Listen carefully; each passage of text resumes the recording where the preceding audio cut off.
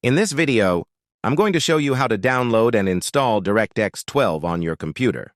There are basically two main ways to install DirectX 12.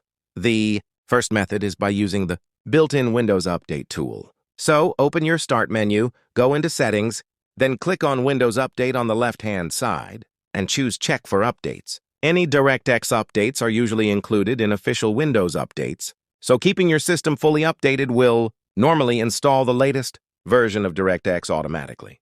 Now, to check which DirectX version you currently have, open the Start menu, type Run, and select the Run app.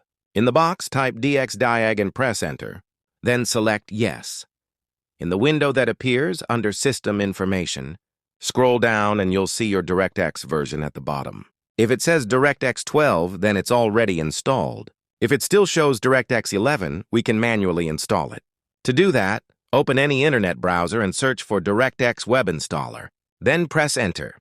Click on the first result from Microsoft.com, which is the end-user runtime web installer.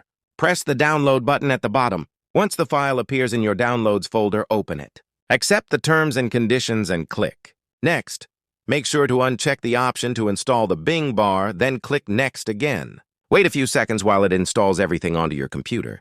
When it's done, close the installer.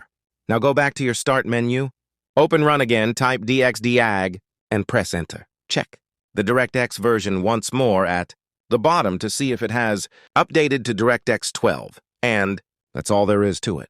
If this video helped you out, feel free to let me know in the comments.